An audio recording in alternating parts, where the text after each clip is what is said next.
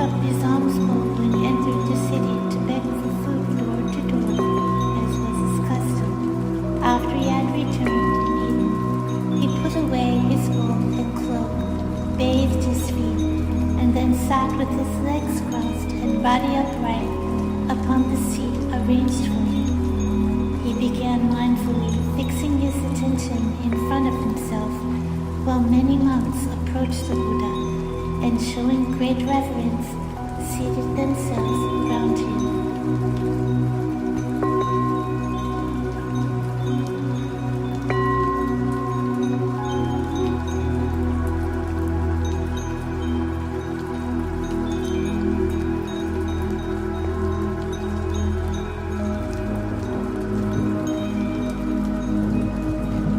After a time, a most venerable monk named Subhuti, who was sitting in the congregation, rose from his seat. He uncovered his right shoulder, placed his right knee on the ground, and as he joined his palms together, he respectfully bowed and then addressed the Buddha. Most honored one, it is truly majestic how much knowledge and wisdom your monks and disciples have been given through your most inspired teachings. It is remarkable that you look after our welfare so selflessly and so completely. Most honored one, I have a question to ask you. If sons and daughters of good families want to develop the highest, most fulfilled and awakened mind, if they wish to attain the highest perfect wisdom, what should they do to quiet their drifting minds and help subdue their craving thoughts? The Buddha then replied, So it is as you say, Subhuti. Monks and disciples have been favored with the highest favor by the Buddha. The monks and disciples have been instructed with the highest instruction by the Buddha. The Buddha is constantly mindful of the welfare of his followers.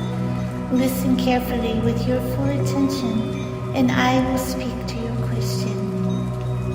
If sons and daughters of good families want to develop the highest, most fulfilled and awakened mind, if they wish to attain the highest perfect wisdom and quiet their drifting minds while subduing their craving thoughts, then they should follow what I am about to say to you. Those who follow what I am about to say here will be able to subdue their discriminative thoughts and craving desires.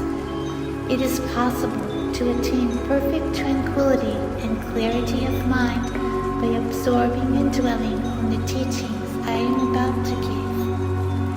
Then the Buddha addressed the assembly.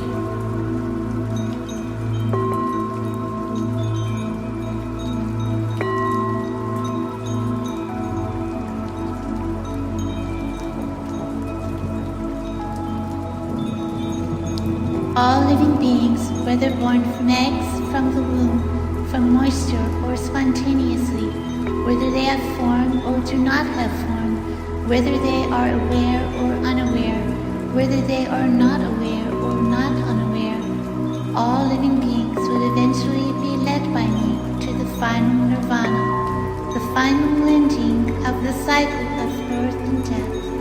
And when this unfathomable infinite number of living beings have all been liberated, in truth, not even a single being has actually been liberated. Why, Subhuti? Because if a disciple still clings to the arbitrary illusions of form or phenomena such as an ego, a personality, a self, a separate person, or a universal self existing eternally, then that person is not an authentic disciple.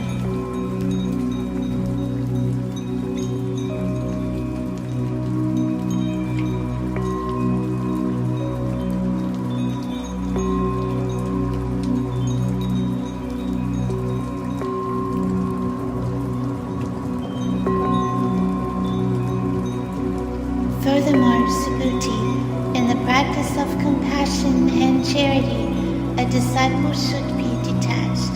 That is to say, he should practice compassion and charity without regard to appearances, without regard to form, without regard to sound, smell, taste, touch, or any quality of should practice compassion and charity. Why? Because practicing compassion and charity without attachment is the way to reaching the highest perfect wisdom. It is the way to becoming a living Buddha. Subhuti, do you think that you can measure all the space in the eastern heavens? No, most honored one. One cannot possibly measure all the space in the eastern heavens. Subhuti, can space in all the western, southern, and northern heavens, both above and below, be measured? No, most honored one. One cannot possibly measure all the space in the western, southern, and northern heavens. Well, Subhuti, the same is true of the merit of the disciple who practices compassion and charity without any attachment to appearances, without cherishing any idea of form. It is impossible to measure the merit they will accrue. Subhuti, my disciples should let their minds absorb and dwell in the teaching I have just given.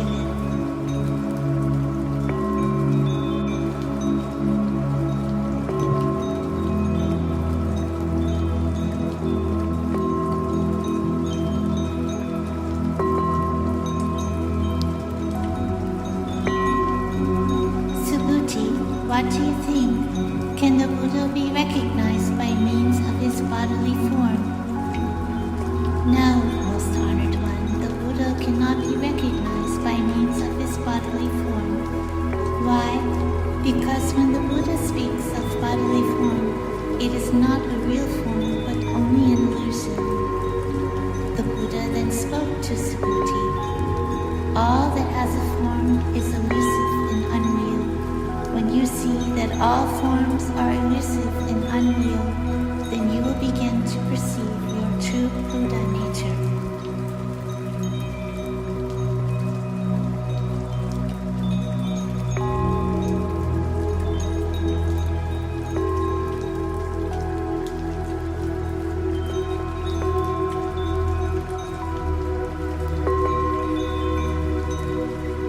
Subhuti respectfully asked the Lord Buddha, Most honored one, in the future, if a person hears his teaching, even if it is only a phrase or sentence, is it possible for that person to have a true faith and knowledge of enlightenment awakened in their mind?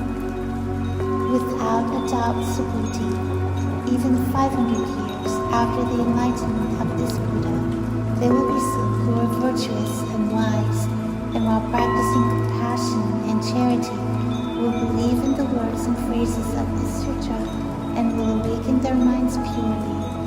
After they come to hear these teachings, they will be inspired with belief. This is because when some people hear these words, they will have understood intuitively that these words are the truth. But you must also remember, Subhuti, that such persons have long ago planted the seeds of goodness and merit that lead to this realization. They have planted the seeds of good deeds and charity, not simply before one Buddhist temple or 2 temples or 5, but before hundreds of thousands of Buddhas and temples. So when a person who hears the words and phrases of this sutra is ready for it to happen, a pure faith and clarity can awaken within their minds. Subhuti, any person who awakens faith upon hearing the words or phrases of the sutra will accumulate countless blessings and merit. How do I know this? Because this person must have discarded all arbitrary notions of the existence of a personal self, of other people, or of a universal self. Otherwise, their minds would still grasp after such relative conceptions. Furthermore, these people must have already discarded all arbitrary notions of the non-existence of a personal self, other people, or a universal self. Otherwise, their minds would still be grasping at such notions. Therefore, anyone who seeks total enlightenment should discard not only all conceptions of their own selfhood, of other selves, or of the universal self, but they should also discard all notions of the non-existence of such concepts. When the Buddha explains these things using such concepts and ideas, people should remember the unreality of all such concepts and ideas. They should recall that in teaching spiritual truths, the Buddha always uses these concepts and ideas in the way that a raft is used to cross the river. Once the river has been crossed over, the raft is of no more use and should be discarded. These arbitrary concepts and ideas about spiritual things need to be explained to us as we seek to attain enlightenment. However, ultimately, these arbitrary conceptions can be discarded. Think, Subhuti. Isn't it even more obvious that we should also give up our conceptions of non-existent things?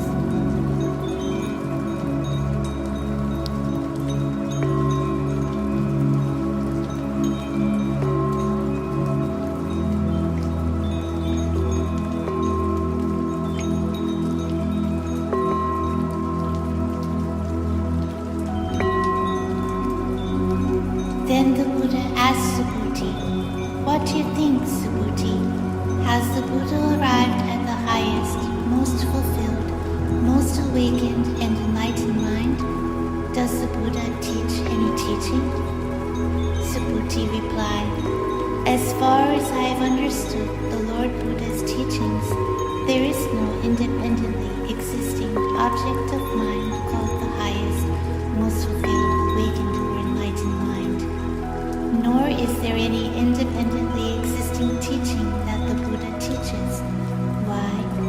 Because the teachings that the Buddha has realized and spoken of cannot be conceived of as separate, independent things and therefore cannot be described. The truth in them is uncontainable and inexpressible. It neither is nor is it not. What does this mean? What this means is that Buddhas and disciples are not enlightened by a set method of teachings, but by an internally intuitive process which is spontaneous and is part of their own inner nature."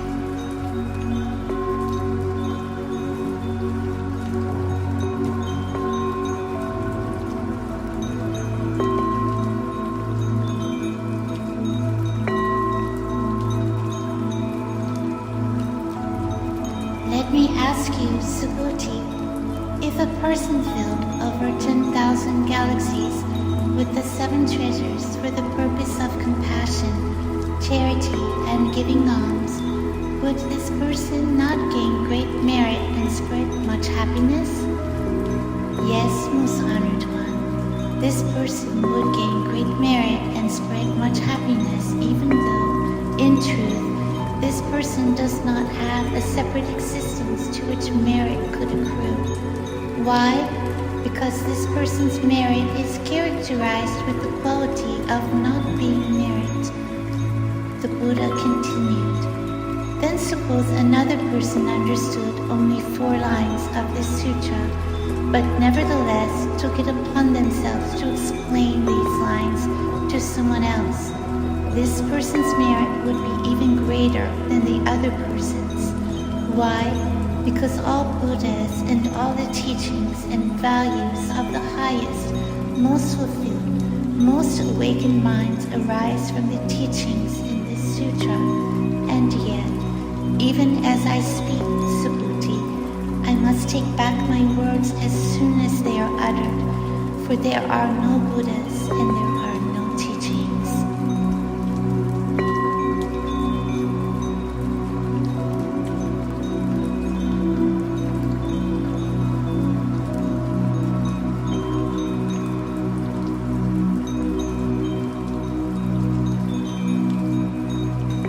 Buddha then asked, "What do you think, Subhuti?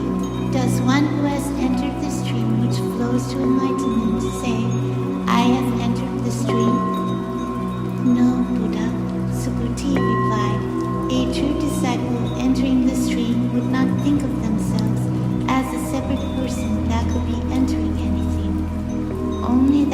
disciple who does not differentiate themselves from others, who has no regard for name, shape, sound, odor, taste, touch, or for any quality, can truly be called a disciple who has entered the stream. Buddha continued, does a disciple who is subject to only one more rebirth say to himself, I am entitled to the honors and rewards of a once to be reborn? No, Lord. Once to be reborn is only a name. There is no passing away or coming into existence. Only one who realizes this can really be called a disciple. Subhuti, does a venerable one who will never more be reborn as a mortal say to himself, I am entitled to the honor and rewards of a non-returner? No, perfectly enlightened one. A non-returner is merely a name. There is actually no one returning and no one not returning. Tell me, Subhuti, does a Buddha say to himself, I have obtained perfect enlightenment? No, Lord. There is no such thing as perfect enlightenment to obtain. If a perfectly enlightened Buddha were to say to himself, I am enlightened, he would be admitting there is an individual person, a separate self and personality, and would therefore not be perfectly enlightened Buddha. Subhuti then said, Most honored one, you have said that I, Subhuti, excel amongst thy disciples in knowing the bliss of enlightenment, in being perfectly content in seclusion, and in being free from all passions. Yet I do not say to myself that I am so, for if I ever thought of myself as such, then it would not be true that I escaped ego delusion. I know that in truth there is no Subhuti, and therefore Subhuti abides nowhere, that he neither knows nor does he not know bliss, and that he is neither free from nor enslaved by his passions.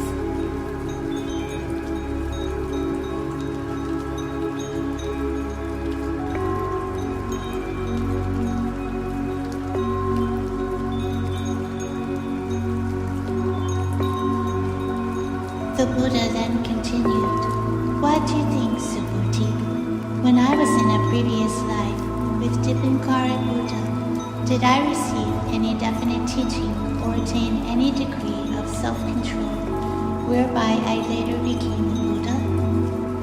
No, Honorable One. When you were a disciple of Dipankara Buddha, in truth you received no definite teaching, nor did you attain any definite degree of self-control.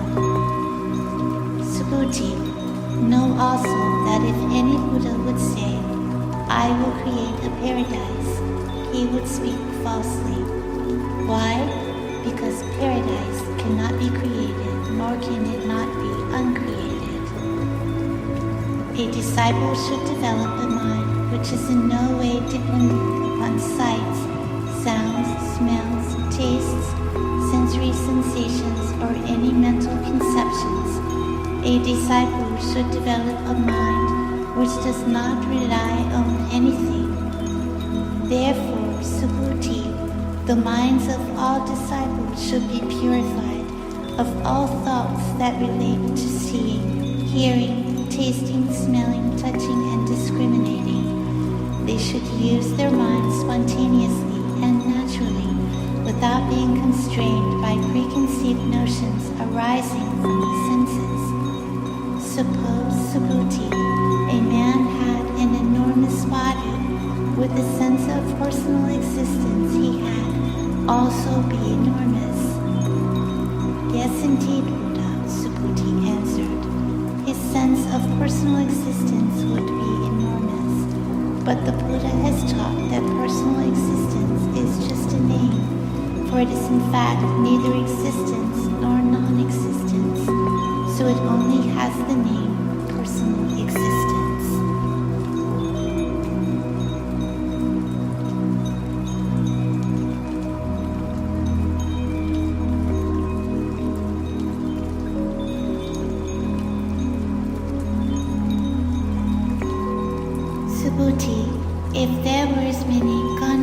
rivers as the number of grains of sand in the Ganges, would you say that the number of grains of sand in all those Ganges rivers would be very many? Subhuti answered, very many indeed, most honored one. If the number of Ganges rivers were that large, how much more so would be the number of grains of sand in all those Ganges rivers? Subhuti, I will declare a truth to you.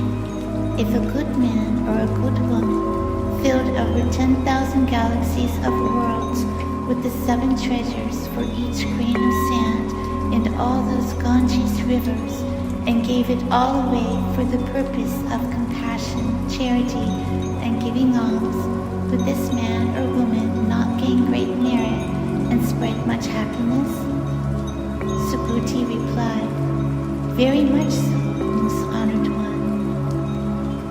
Subhuti, if after studying and observing even a single stanza of the sutra, another person were to explain it to others, the happiness and merit that would result from this virtuous act would be far greater.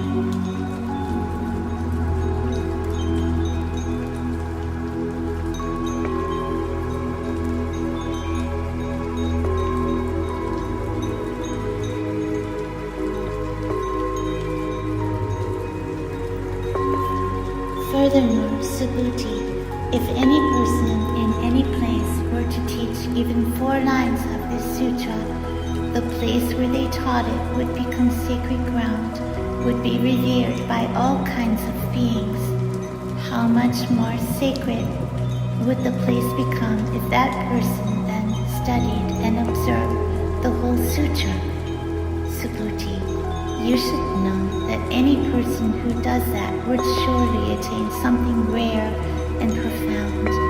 Wherever this sutra is honored and revered, there is a sacred site enshrining the presence of the Buddha or one of the Buddha's most venerable disciples.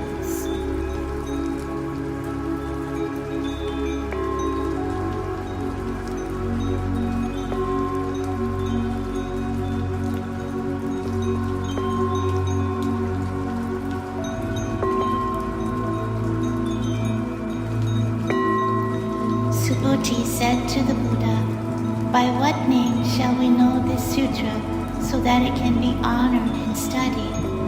The Lord Buddha replied, this sutra shall be known as the diamond that cuts through illusion. By this name it shall be revered and studied and observed. What does this name mean? It means that when the Buddha named it, he did not have in mind any definite or arbitrary conception and so named it. This sutra is hard and sharp like a diamond that will cut away all arbitrary conceptions and bring one to the other shore of enlightenment. What do you think, Subhuti? Has the Buddha taught any definite teaching in this sutra? No, Lord, the Buddha has not taught any definite teaching in this sutra. What do you think, Subhuti? Are there many particles of dust in this vast universe? Subhuti replied, yes, many, most honored one. Subhuti, when the Buddha speaks of particles of dust, it does not mean I am thinking of any definite or arbitrary thought. I am merely using these words as a figure of speech. They are not real, only illusion. It is just the same with the word universe. These words do not assert any definite or arbitrary idea. I am only using the words as words. Subhuti, what do you think? Can the Buddha be perceived by means of his 32 physical characteristics? No, most honored one. The Buddha cannot be perceived by his 32 physical characteristics. Why?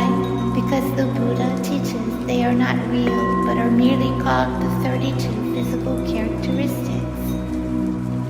Subhuti, if a good and faithful person, whether male or female, has, for the sake of compassion and charity, been sacrificing their life for generation upon generation, for as many generations as the grains of sands in 3,000 universes, and another follower has been studying and observing even a single section of this sutra and explains it to others, that person's blessings and merit would be far greater.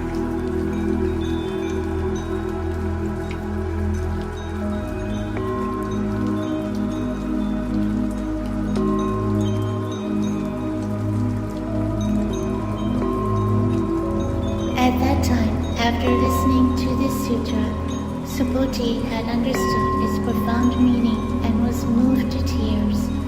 He said, "What a rare and precious thing it is that you should deliver such a deeply profound teaching. Since the day I attained the eyes of understanding, thanks to the guidance of the Buddha, I have never before heard teachings so deep and wonderful as these. Most honored one, if someone hears this sutra and has pure and clear confidence in it, they will have a profound insight into the truth. Having perceived that profound insight, that person will realize the rarest kind of virtue. Most honored one, that insight into the truth is essentially not insight into the truth, but is what the Buddha calls insight into the truth. Most honored one, having listened to this sutra, I am able to receive and retain it with faith and understanding. This is not difficult for me, but in ages to come, in the last 500 years, if there is a person who hears this sutra, who receives and retains it with faith and understanding, then that person will be a rare one, a person of most remarkable achievement.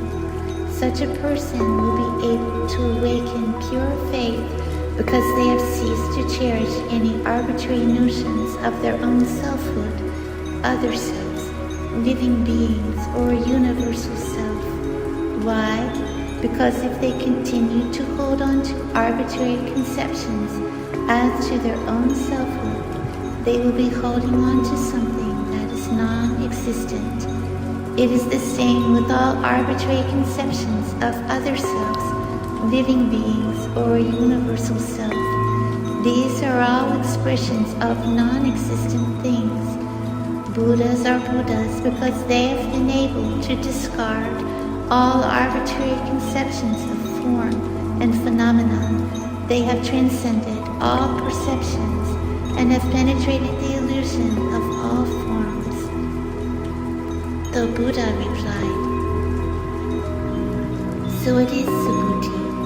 Most wonderfully blessed will be those beings who, on hearing this sutra, will not tremble, nor be frightened or terrified in any way. And why? The Buddha has taught this sutra as the highest perfection, and what the Buddha teaches as the highest perfection, that also the innumerable blessed Buddhas do teach. Therefore it is called the highest perfection. Subhuti, when I talk about the practice of transcendent patience, I do not hold on to any arbitrary conceptions about the phenomenon of patience. I merely refer to it as the practice of transcendent patience. And why is that? Because when, thousands of lifetimes ago, the Prince of Kalinga severed the flesh from my limbs and my body, I had no perception of a self, a being, a soul, or a universal self. If I had cherished any of these arbitrary notions at the time my limbs were being torn away, I would have fallen into anger and hatred. I also remember, Subhuti, that during my 500 previous lives, I had used life after life to practice patience, to look upon my life humbly, as though I were a saint called upon to suffer humility. Even then, my mind was free of arbitrary conceptions of the phenomena of myself, a being, a soul, or a universal self.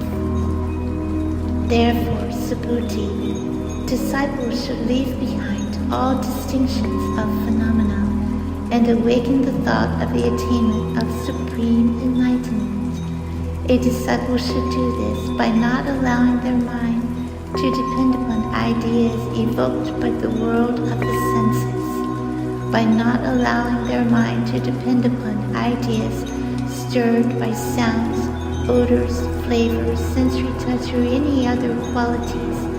The disciple's mind should be kept independent of any thoughts that might arise within it. If the disciple's mind depends upon anything in the sensory realm, it will have no solid foundation in any reality. This is why Buddha teaches that the mind of a disciple should not accept the appearances of things as a basis when exercising charity. Subhuti, as disciples practice compassion and charity for the welfare of all living beings, they should do it without relying on appearances, without attachment.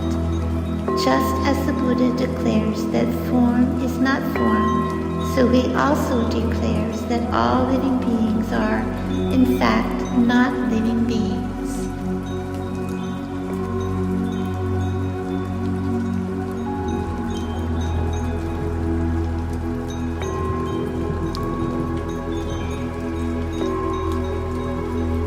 Subhuti, if on the one hand a son or daughter of a good family gives up his or her life in the morning as many times as there are grains of sand in the Ganges River as an act of generosity, and gives as many again in the afternoon and as many again in the evening, and continues doing so for countless ages, and if, on the other hand, another person listens to this sutra with complete confidence and without contention, that person's happiness will be far greater.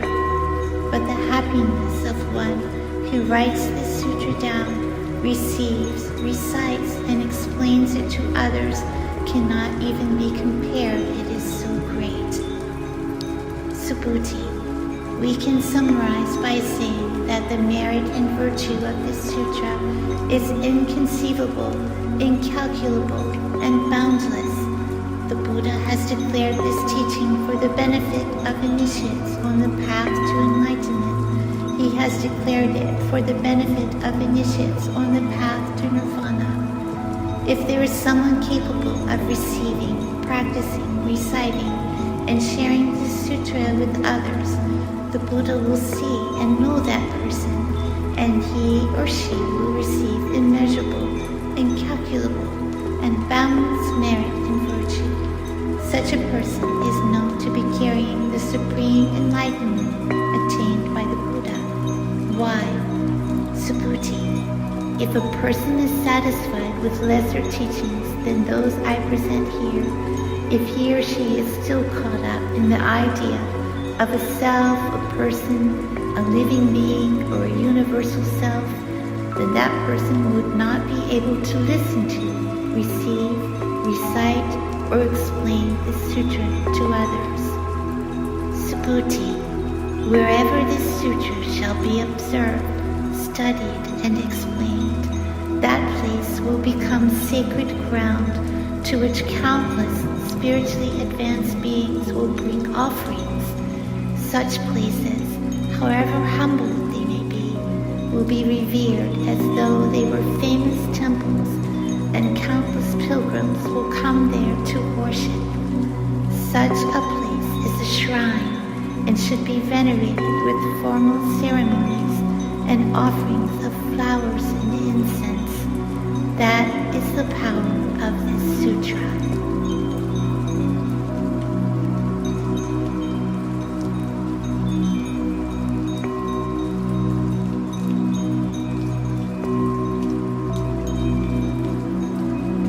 Furthermore, Subhuti, if a good man or good woman who accepts, upholds, reads, or recites the sutra is disdained or slandered, if they are despised or insulted, it means that in prior lives they committed evil acts and as a result are now suffering the fruits of their actions. When their prior lives evil acts have finally been dissolved and extinguished, he or she will attain the supreme clarity of the most fulfilled and awakened mind. Subhuti. In ancient times, before I met Dipankara Buddha, I had made offerings to and had been attendant of all 84,000 million Buddhas. If someone is able to receive, recite, study, and practice this sutra in a later, more distant age, then the happiness and merit brought about by this virtuous act would be hundreds of thousands of times greater than that which I brought about by my service to the Buddhas in ancient times. In fact, such happiness and merit cannot be conceived or compared with anything, even mathematically. If I were to explain all this in detail now, some people might become suspicious and disbelieving, and their minds may even become disoriented or confused. Subhuti, you should know that the meaning of this sutra is beyond conception and discussion. Likewise, the fruit resulting from receiving and practicing this sutra is beyond conception and discussion.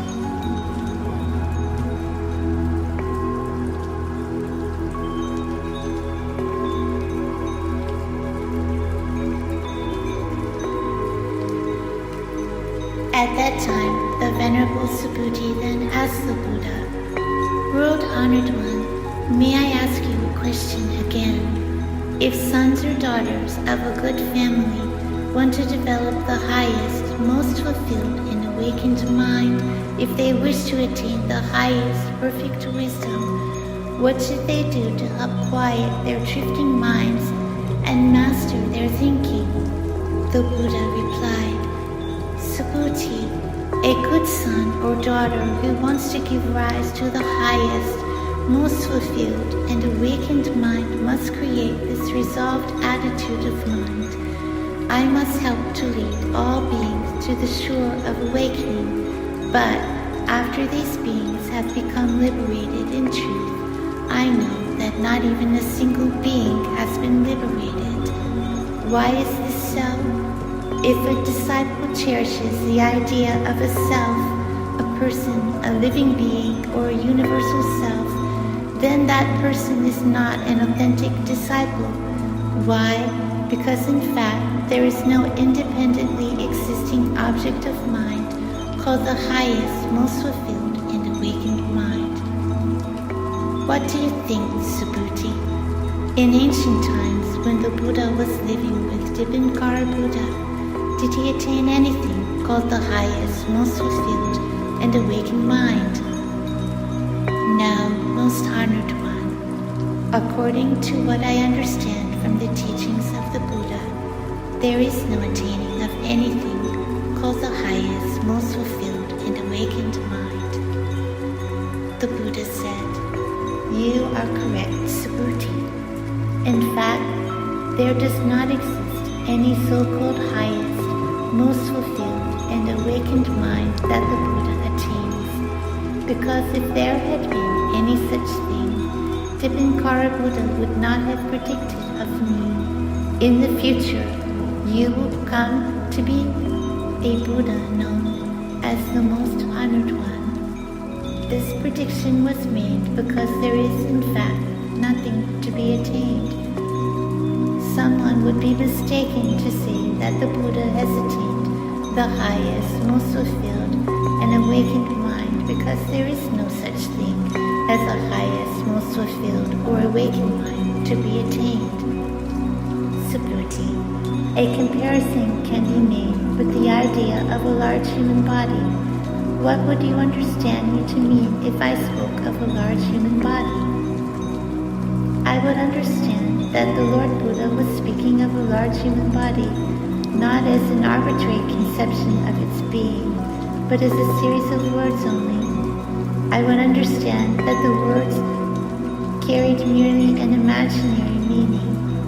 When the Buddha speaks of a large human body, he uses the words only as words.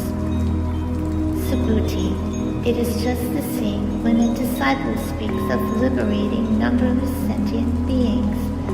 If they have in mind any arbitrary conception of sentient beings or of definite numbers, then they are unworthy of being called a disciple.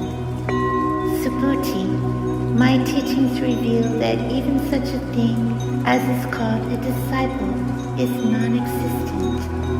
Furthermore, there is really nothing for a disciple to liberate. A true disciple knows that there is no such thing as a self, person, living being, or a universal self. A true disciple knows that all things are devoid of selfhood, devoid of any separate individuality. To make this teaching even more emphatic, the Lord Buddha continued, if a disciple were to speak as follows, I have to create a serene and beautiful Buddha field. That person is not yet truly a disciple. Why? What the Buddha calls a serene and beautiful Buddha field is not in fact a serene and beautiful Buddha field, and that is why it is called a serene and beautiful Buddha field. Subhuti, only a disciple who is wholly devoid of any conception of a separate selfhood is worthy of being called a disciple.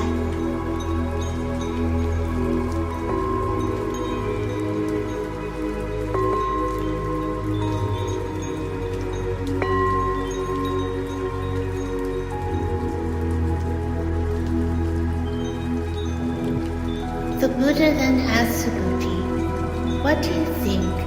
Does the Buddha have human eyes? Subhuti replied, yes, he has human eyes. Does he have the eyes of enlightenment?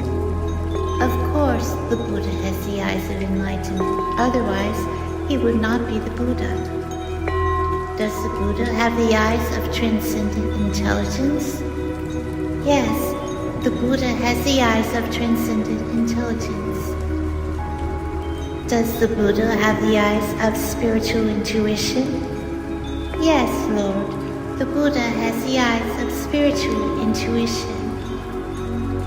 Does the Buddha have the eyes of love and compassion for all sentient beings?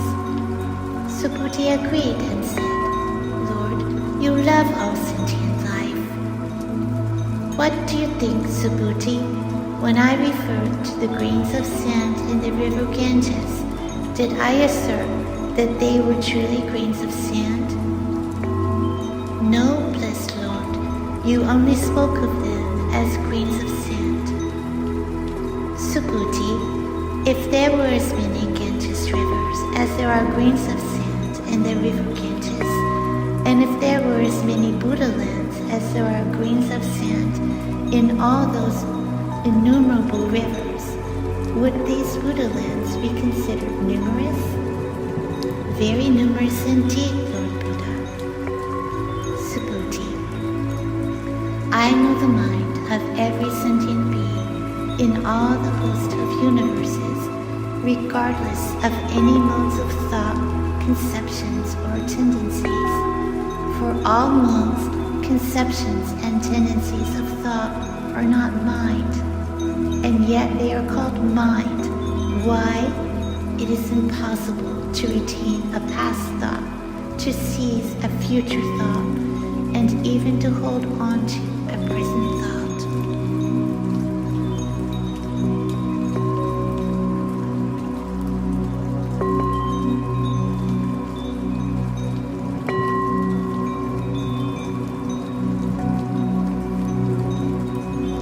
The Buddha continued, what do you think, Subhuti, if a follower were to give away enough treasures to fill 3,000 universes, would a great blessing and merit incur to him or her? Subhuti replied, honored one, such a follower would acquire considerable blessings and merit. The Lord Buddha said, Subhuti, if such a blessing had any substantiality, if it were anything other than a figure of speech, the Most Honored One would not have used the words blessings and merit.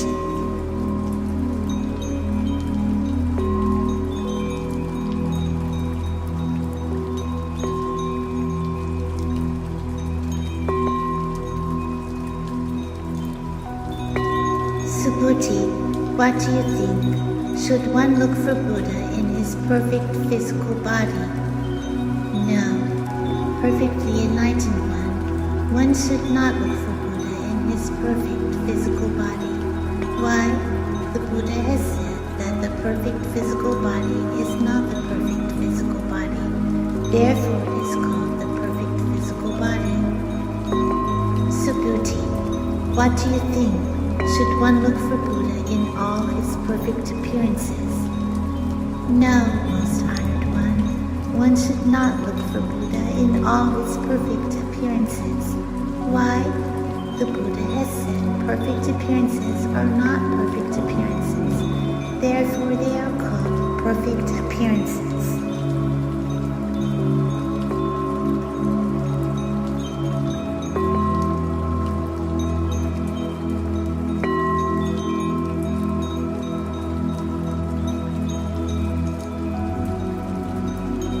Subhuti, do not maintain that the Buddha has this thought, I have spoken spiritual truths. Do not think that way. Why? If someone says the Buddha has spoken spiritual truths, he slanders the Buddha due to his inability to understand what the Buddha teaches. Subhuti, as to speaking truth, no truth can be spoken. Therefore it is called speaking truth. At that time, Subhuti, the wise elder, addressed the Buddha. Most Honored One, will there be living beings in the future who believe in the sutra when they hear it?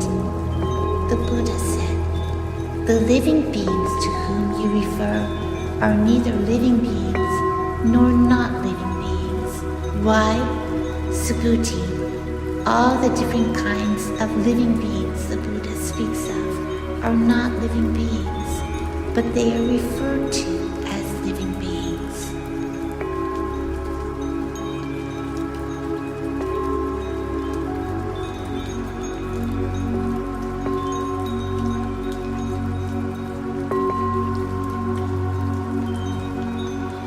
Subhuti again asked, Blessed Lord, when you attained complete enlightenment, did you feel in your mind that nothing had been acquired? The Buddha replied, that is it exactly, Subhuti. When I attained total enlightenment, I did not feel, as the mind feels, any arbitrary conception of spiritual truth, not even the slightest. Even the words total enlightenment are merely words. They are used merely as a figure of speech.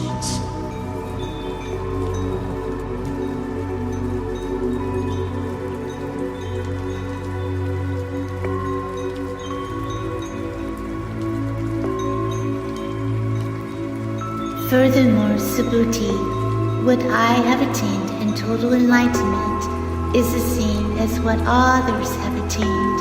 It is undifferentiated, regarded neither as a high state nor a low state. It is wholly independent of any definite or arbitrary conceptions of an individual self, other selves, living beings, or a universal self. Subhuti, when someone is selflessly charitable, they should also practice being ethical by remembering that there is no distinction between oneself and the selfhood of others. Thus, one practices charity by giving not only gifts, but through kindness and sympathy. Practice kindness and charity without attachment, and you can become fully enlightened. Subhuti, what I just said about kindness does not mean that when someone is being charitable, they should hold on to arbitrary conceptions about kindness, for kindness is, after all, only a word, and charity needs to be spontaneous and selfless. done without regard for appearances.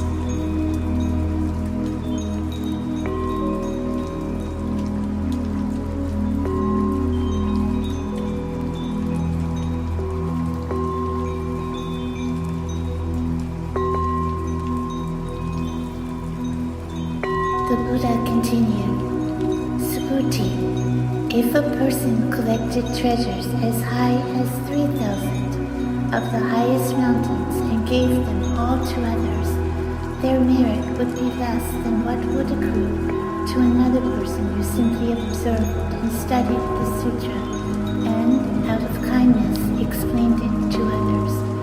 The latter person would accumulate hundreds of times the merit, hundreds of thousands of millions of times the merit. There is no conceivable comparison.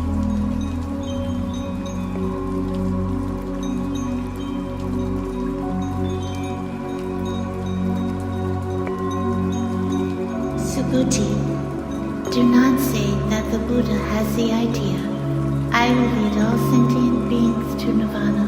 Do not think that way, Subhuti. Why? In truth, there is not one single being for the Buddha to lead to enlightenment.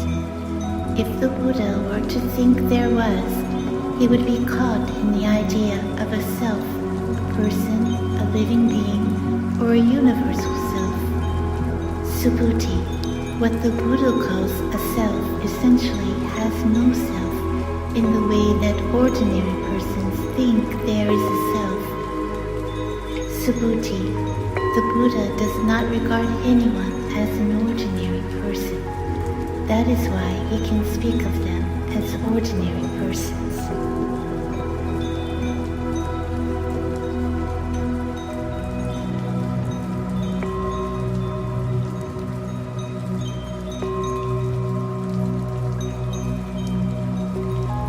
Then the Buddha inquired of Subhuti, what do you think, Subhuti? Is it possible to recognize the Buddha by the 32 physical marks? Subhuti replied, yes, most honored one, the Buddha may thus be recognized. Subhuti, if that were true, then Chakravartin, the mythological king, who also had the 32 marks, would be called a Buddha. Then Subhuti, realizing his error, said, most honored one, now I realize that the Buddha cannot be recognized merely by his 32 physical marks of excellence. The Buddha then said, should anyone, looking at an image or likeness of the Buddha, claim to know the Buddha and worship him, that person would be mistaken, not knowing the true Buddha.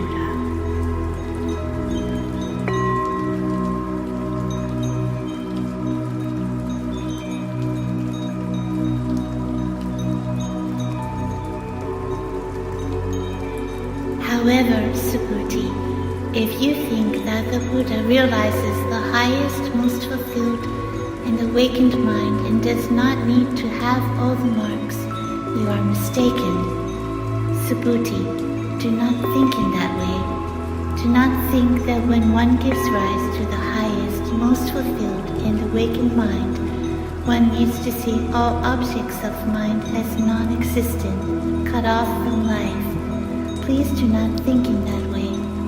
One who gives rise to the highest, most fulfilled and awakened mind does not contend that all objects of mind are non-existent and cut off from life. That is not what I say.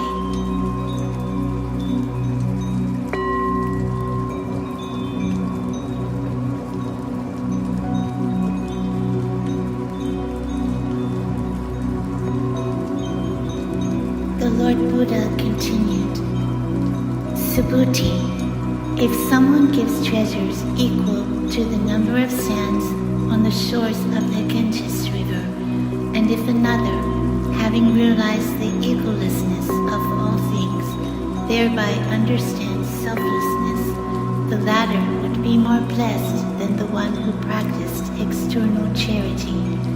Why?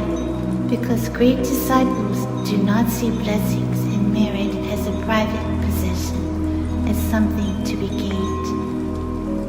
Subhuti inquired of the Lord Buddha, "What do you mean? Great disciples do not see blessings and merit as a private possession." The Buddha replied, "Because those blessings and merit have never been sought after by those great disciples. They do not see them as private possessions, but see them as the common possession of all beings."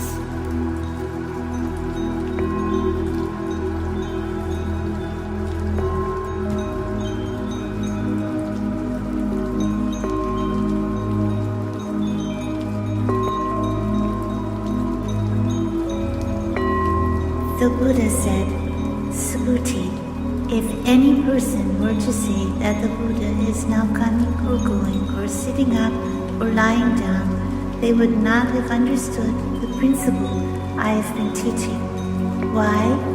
Because while the expression Buddha means he who has thus come, thus gone, the true Buddha is never coming from anywhere or going anywhere.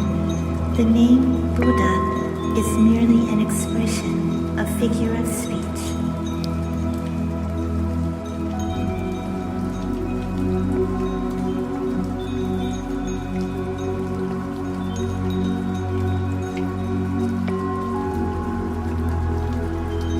The Lord Buddha resumed, "Subhuti, if any good person, either man or woman, were to take 3,000 galaxies and grind them into microscopic powder and blow it into space, what do you think? Would this powder have any individual existence?" Subhuti replied, "Yes, Lord. As the microscopic powder blown into space, it might be said to have a relative existence, but as you use words, it has no existence. The words are used only as a figure of speech. Otherwise, the words would imply a belief in the existence of matter as an independent and self-existent thing, which it is not. Furthermore, when the Most Honored One refers to the 3,000 galaxies, he could only do so as a figure of speech. Why? Because if the 3,000 galaxies really existed, their only reality would consist in their cosmic unity. Whether it's microscopic powder or it's galaxies, what does it matter? Only in the sense of the cosmic unity of ultimate being can the Buddha rightfully refer to it."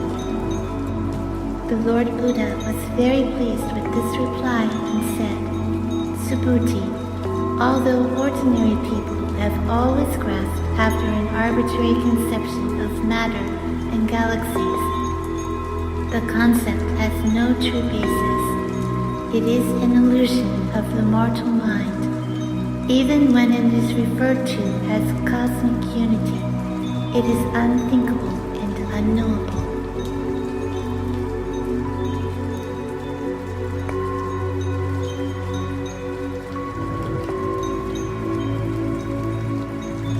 The Lord Buddha continued, "If any person were to say that the Buddha, in his teachings, has constantly referred to himself, to other selves, to living beings, or to a universal self, what do you think? Would that person have understood my meaning?"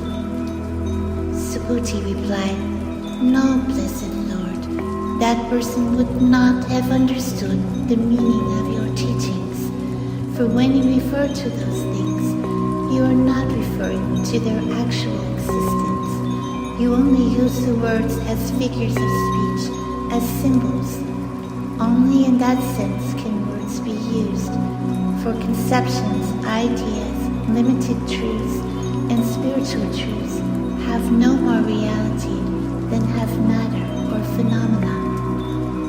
Then the Lord Buddha made his meaning even more emphatic by saying, "Subhuti, when people begin their practice of seeking to attaining total enlightenment, they ought to see, to perceive, to know, to understand, and to realize that all things and all spiritual truths are no things, and therefore they ought not to conceive within their minds any arbitrary conceptions whatsoever.